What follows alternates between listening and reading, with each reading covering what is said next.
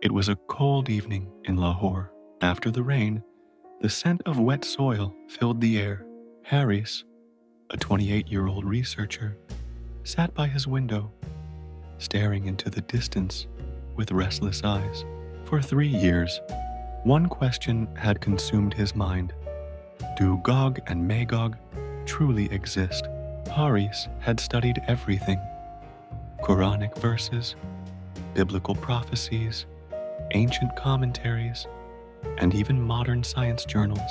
But one night, inside an old archive, he stumbled upon hidden documents.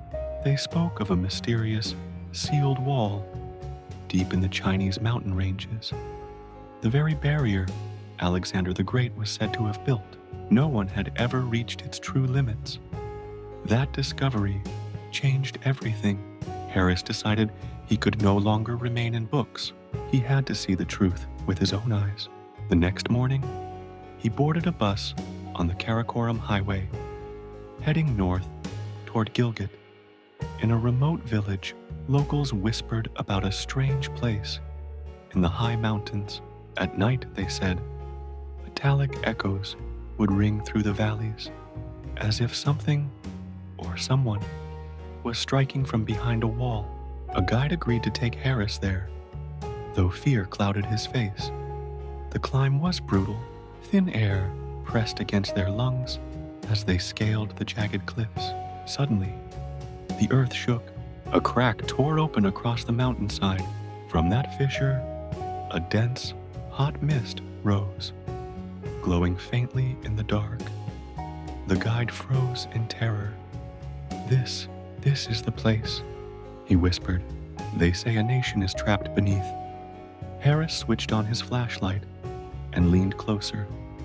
The darkness below seemed endless.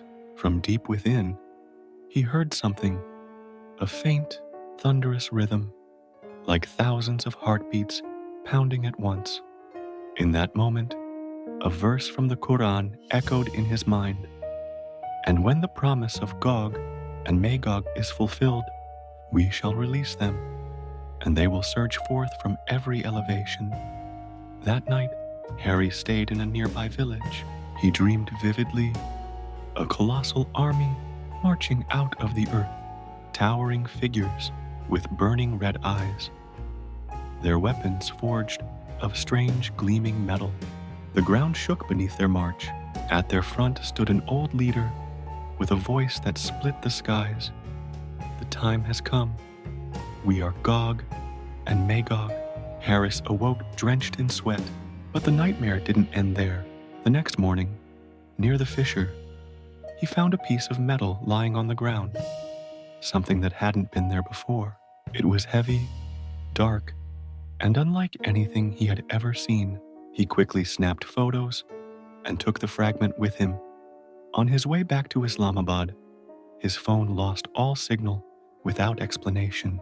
Later, when he submitted the metal to a laboratory for testing, the scientists were stunned.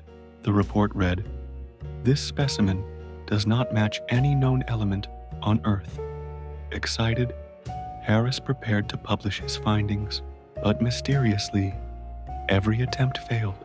His emails vanished, his hard drives corrupted, and one evening, a note appeared on his doorstep, written in uneven, black ink. "Some truths cannot be revealed before their time."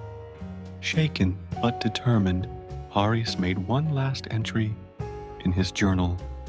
"What I saw is not a myth. It is not a legend. It is the shadow of a promise made long ago in every holy book. Gog and Magog are real, and when the wall finally breaks, every power in this world will tremble."